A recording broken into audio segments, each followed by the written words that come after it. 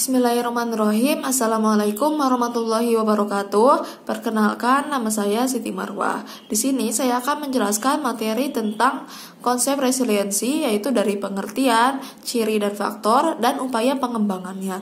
Pengertian resiliensi yaitu kemampuan seseorang untuk mengatasi, memperbaiki, dan mengubah diri dari keterpurukan masalah atau tekanan-tekanan yang datang pada dirinya dalam kehidupan sehari-hari.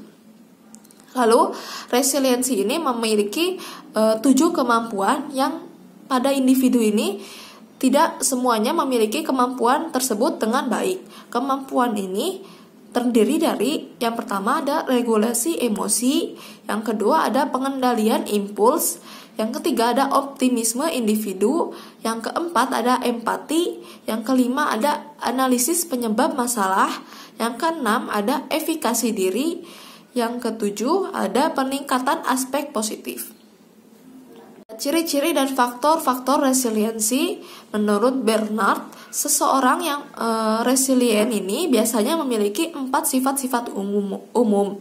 Yang pertama ada social competence, yaitu kompetensi sosial adalah kemampuan untuk memunculkan respon yang positif dari orang lain dalam artian mengadakan hubungan-hubungan yang positif dengan orang dewasa dan teman sebaya di sekitarnya.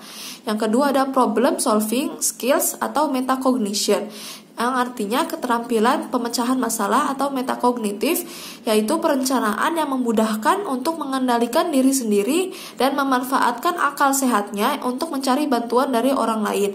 Yang ketiga ada autonomi, yaitu suatu kesadaran tentang identitas diri sendiri dan kemampuan untuk bertindak secara independen, serta melakukan pengontrolan terhadap lingkungan di sekitarnya. Yang keempat ada a sense of purpose and future, yaitu kesadaran akan tujuan dan masa depan, aspirasi pendidikan, ketekunan, penghargaan dan kesadaran akan suatu masa depan yang cemerlang.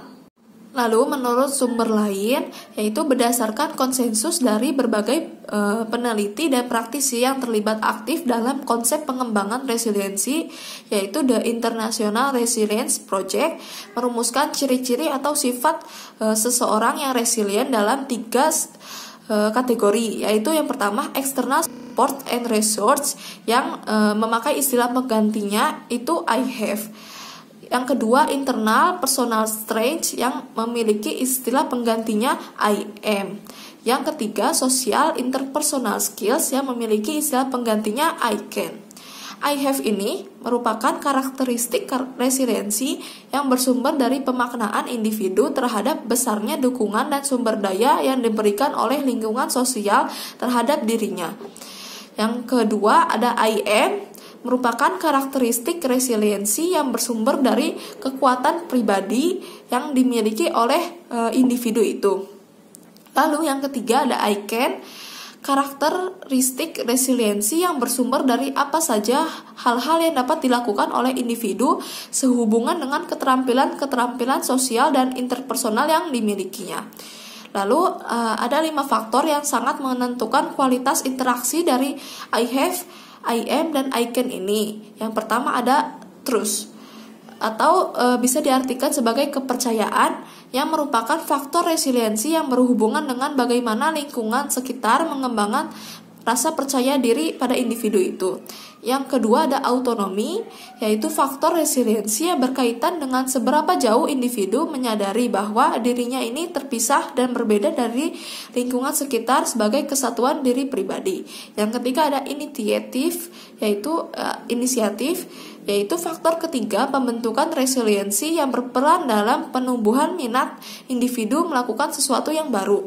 Yang keempat ada industri, yaitu faktor resiliensi yang berhubungan dengan pengembangan keterampilan berkaitan dengan aktivitas sekitar. Yang kelima ada identity atau identitas, yaitu faktor resiliensi yang berkaitan dengan pengembangan pemahaman individu akan dirinya sendiri, baik kondisi fisik maupun psikologisnya. Contoh upaya pengembangan resiliensi ini terdapat contohnya yaitu di sekolah. Tahap pertama, pengembangan resiliensi siswa di sekolah adalah yang pertama increase bonding, yang itu tahap dalam membangun resiliensi siswa di sekolah dengan memperkuat hubungan-hubungan. Yang kedua, tahap set clear and consistent boundaries, yaitu membangun resiliensi siswa di sekolah dengan menjelaskan dan menjaga konsistensi dari batasan atau peraturan yang berlaku di sekolah. Yang ketiga, tahapnya yaitu teach life skills atau mengajarkan keterampilan-keterampilan hidup di sekolah. Yang keempat yaitu provide caring and support, meliputi pemberian penghargaan, perhatian dan dorongan yang positif terhadap siswa-siswa di sekolah.